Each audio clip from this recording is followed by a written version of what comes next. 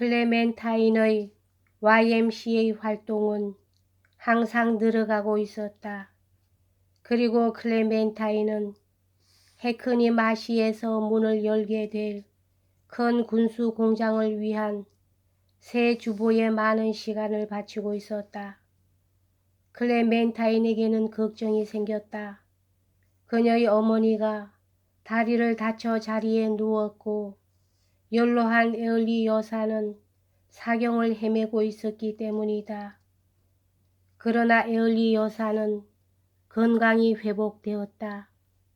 시련과 별거 속에서 많은 여자들은 아이들에게서 위안을 얻었다.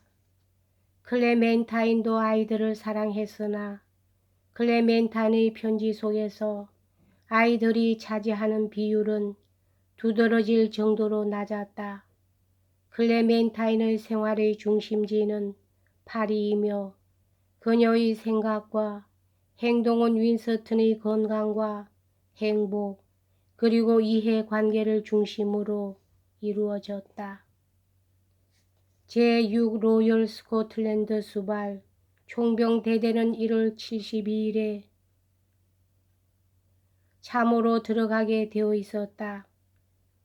이보다 일찍이 윈스턴은 자신의 대대가 맡게 될 전선의 일부를 방문했다. 그는 참호의 상태에 대해서 인상을 받았다고 클레멘타인에게 썼다. 이 편지에서 그는 부대가 주둔할 근처의 집들은 그다지 많이 파괴되지 않았으며 손실당한 집들은 그 수가 적다고 보고했다. 클레멘타인은 사람들과 접촉하라는 윈스턴의 지시사항을 양심적으로 지켰다. 클레멘타인은 정치적 인물들에 대하여 몇 가지 날카로운 평가를 윈스턴에게 적어보냈다. 로이드 조지는 노동 문제와 징집 문제에 대한 자신의 인기 없는 견해 때문에 그 힘이 일시적으로나마 약화되었다. 그래서 클레멘타인은 그에 대하여 논평을 했다. 로이드 조지가 회복하려면 시일이 오래 걸릴 것 같아요. 내일이라도 수상이 사라진다면 보나로가 후계자가 될 것입니다. 보나로는 지난 몇 주 동안의 미묘한 문제들은 솜씨 좋게 다룸으로써 의회에서 큰 인상을 남겼어요. 보나는 큰 인물은 아니지만 솜씨가 좋은 사람입니다. 윈스턴은 클레멘타인의 사교 활동에 대해 크게 기뻐하면서 감사의 편지를 썼다. 클레멘타인의 편지 속에는 윈스턴에게 흥미가 있다고 생각되는 신문 스크랩이 항상 들어있었다. 클레멘타인은 윈스턴에 관한 논평은 결코 은폐하지 않았다. 참호에 들어가는 날 저녁에 처칠은 젊은 장교들에게 짤막한 설교를 했다. 그리고 장교들에게 긴 장화 한 켤레는 여본으로 남겨둘 것이며 전쟁은 웃으면서 하는 게임이라는 주제를 되풀이해 들려주었다. 그 다음날 처칠의 대대는 48시간 근무를 위해 참호로 들어갔다. 이틀 동안의 참호 속에서의 근무는 비교적 조용하고 평온했다. 대대는 전혀 사상자를 내지 않고 1월 29일에 교대되었다. 처칠은 부대의 장교들과 사병들의 태도에 대해서 아주 기뻐했다. 그러나 클레멘타인은 윈스턴과 그의 장병들이 예비 막사로 다시 돌아왔다는 것을 알지 못한 채 1월 30일에 편지를 썼다. 사랑하는 당신에게 오늘 신문에는 독일이 공격했다는 놀라운 뉴스가 나왔어요. 공격당한 곳이 당신이 있는 곳이 아니기를 바래요. 최근에 당신으로부터는 편지가 오지 않았어요. 마지막에 받은 편지는 1월 24일자 편지예요. 적군의 이러한 공격이 우리 편으로부터 어리석은 반격을 유도하게 되지 않기를 기원하고 있어요. 클레멘타인은 대부분의 경우에 있어서는 자신의 걱정과 근심은 외부로 나타내지 않았다. 그런데 이 우울한 몇 달 동안 여러 날 저녁을 클레멘타인은 레버리 가족이 살고 있는 크로멜 플레이스로 가곤 했다. 그들은 이해심이 많은 친구들이었다. 존 레버리가 그림을 그리고 있는 동안 클레멘타인은 그의 화실에 조용히 앉아 있음으로써 위안을 얻었다. 이 무렵에 그는 클레멘타인의 초상화를 그렸는데 이 그림은 현재 차트웰에 있는 윈스턴의 서재에 걸려 있다. 클레멘타인은 윈스턴이 일선에서 다시 나와 비교적 안전한 곳에 있게 되었다는 소식을 듣고 기운이 났다. 더구나 클레멘타인은 자기가 책임을 지고 있는 주보 궤관식에서 로이드 조지가 테이프를 끊게 하도록 준비하는 데 바빴다. 이에 대해서 클레멘타인은 윈스턴에게 다음과 같이 편지를 냈다. 저희 군수 공장 노동자들에게 로이드 조지가 연설하는 것에 대해서 약간 조바심이 나는군요. 숙련공들은 그가 찾아오는 것에 대해서 투덜거리고 있어요. 만약 주보에서의 이 집회가 널리 보도된다면 사람들은 당신과 로이드 조지가 같이 일하고 있다고 생각할 거예요. 1월의 마지막 며칠 동안에 윈스턴은 로이드 조지를 만나 격려를 받았다. 로이드 조지는 총사령부를 방문했는데 윈스턴은 이들을 만났어도 하등의 질투나 불만을 느끼지 않았다. 2월 1일에 처칠의 부대는 6일 동안 머무를 작정을 하고 참호 속으로 들어갔다. 2월 4일에 클레멘타인이 집착해왔던 주보의 궤관 소식이 폰드스엔드에서 거행되었다. 이 궤관 소식은 성공을 거두었다.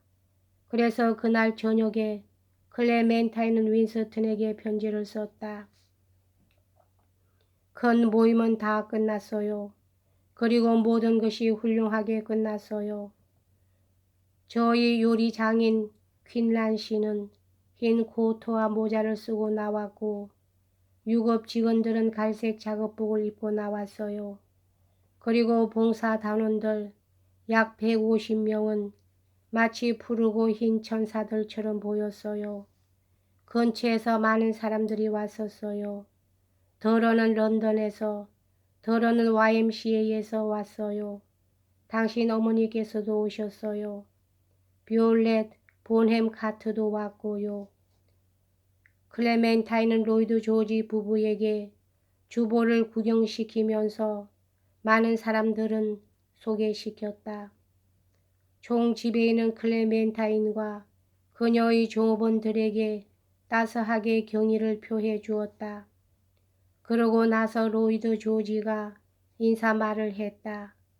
궤관 소식에 대해서 클레멘타인은 윈스턴에게 다음과 같이 계속해서 썼다. 저는 많은 선물과 꽃다발을 받았어요. 그리고 회사의 중역들로부터 100기니를 받았어요. 저는 당신의 메시지를 읽었어요. 남자들은 기뻐하더군요. 이 이야기는 다른 사람들한테는 얘기하지 마세요. 허영에 들뜬 것처럼 들리니까요. 하지만 저는 당신이 저희 조그마한 성공에 대해서 알고 있기를 바래요. 저는 정말로 열심히 일했어요. 주보 궤관 소식이 성공적으로 끝나자 클레멘타인의 우울함은 감소되었다. 그러나 바로 이날 윈스턴은 로렌스 팜에서 아치볼드와 몇몇 다른 사람들과 점심 식사를 하고 있었는데 가까운 곳에서 포탄이 하나 터졌다. 윈스턴은 이날 클레멘타인에게 편지를 했다. 굉장한 소리가 나더니 방으로 먼지와 판자 조각들이 날라 들어왔소. 접시들은 깨지고 의자들은 부서졌다오. 부가는 18세밖에 안 되었지만 손가락을 다쳤어요. 포탄이 지붕 위에 떨어져서 옆방에서 터진 겁니다. 우리들은 재빨리 은신처로 피해갔소. 다행히 나의 소지품들은 거의 하나도 망가지지 않았지요. 아주 가까운 곳에다 더 튼튼한 대피소를 만들라고 지시했어요.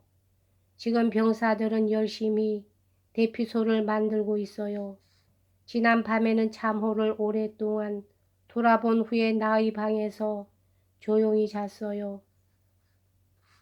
3일 후에 윈스턴은 여단장이 잠시 부재 중일 때 여단 사령부를 지휘하기 위해 여단 본부로 소환되었다. 윈스턴은 전선을 시찰하고 있는 크루존 경과 오랫동안 얘기했다. 어떤 소식통은 윈스턴이 본국에 소환되어 공군 문제에 책임을 지게 될 가능성에 대해서 논의되었다. 클레멘타인은 2월 7일에 이 문제에 대하여 윈스턴에게 편지를 썼다. 이 편지가 당신의 손에 들어가기 전에 당신은 옵저버지에서 가빈이 당신과 피셔가 귀국하도록 호소하는 것을 읽었을 것입니다. 즉 당신은 공군 장관으로서 그리고 피셔는 해군 장관으로 임명되어야 한다는 것이죠. 지난 5월에 당신이 공군을 맡았다면 지금쯤은 많은 것을 이루어 놓았을 것입니다. 오 여보, 저는 당신이 공군 장관이 되기를 바라고 있어요. 그리고 클레멘타인은 또 같은 편지에다 아이들에 관한 소식을 전해주었다. 다이애나를 보시면 놀라실 거예요. 그 애의 머리를 잘라주었더니 그 애는 마치 피터팬처럼 보여요. 사라는 말이 많아지는 것 같아요. 며칠 후에 클레멘타인은 다이애나와 랜돌프를 어린이 파티에 데리고 갔다. 파티에 다녀와서 클레멘타인은 어머니로서의 만족감을 느꼈다. 그리고 윈스턴에게 편지를 썼다.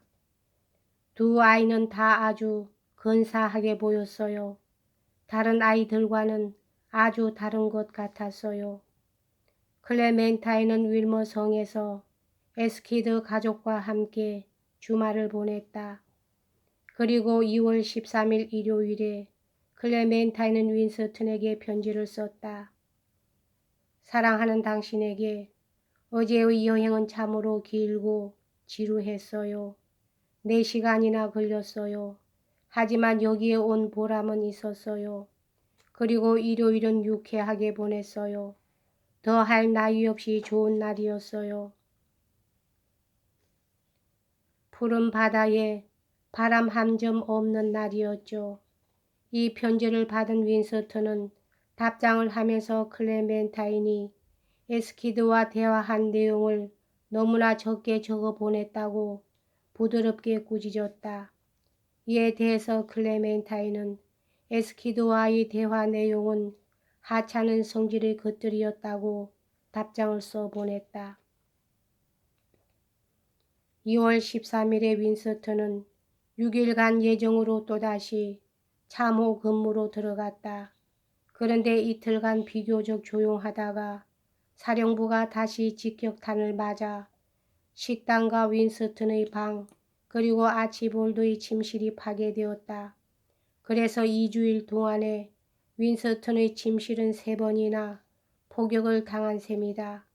16개월의 전투를 버텨온 교회의 첨탑은 포화를 입어 쓰러졌다. 윈스턴은 3월에 휴가가 있을 것이라는 것을 알고 있었다.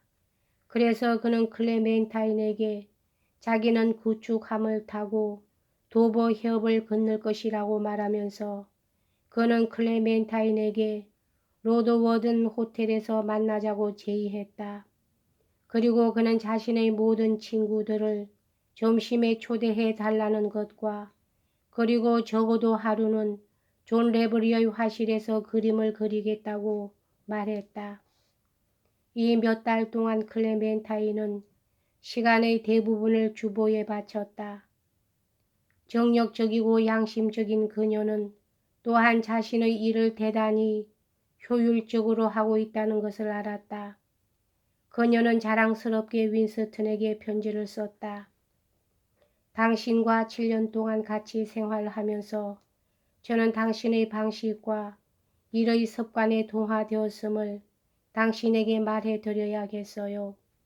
여기 주보에서 저와 함께 일하는 사람들은 제가 일을 빨리 해내는 것을 보고 놀라고 있어요. 제가 한창 신바람이 나서 일할 때에는 아침 9시에 시작해서 저녁 7시 30분에 끝내요. 저를 나무라셔도 소용이 없어요. 왜냐하면 모든 것이 다 당신의 잘못이에요. 사무실 밖에서 일하는 법을 가르쳐 준 것은 당신이었으니까요. 클레멘타인은 윈스턴이 휴가를 얻을지도 모른다는 윈스턴의 편지를 받고 기뻐 어쩔 줄을 몰랐다. 그래서 그녀는 2월 19일에 편지를 썼다. 당신이 조만간 휴가로 집에 오실 것이라는 편지는 즐거운 뉴스였어요. 저는 정말 기뻐요. 집에 오시는 날을 손꼽아 기다리겠어요. 오늘은 참호에서 나오시는 날이죠. 그러니까 저는 며칠 동안은 마음을 편안히 가질 수 있게 됐군요. 윈스턴이 일선에 있다는 것은 클레멘타인에게는 큰 걱정이었다. 클레멘타인은 윈스턴이 극심한 위험의 고비는 넘겼다는 것을 알고 긴장이 해소되었다는 내용의 편지를 냈었다. 여기까지 하겠습니다.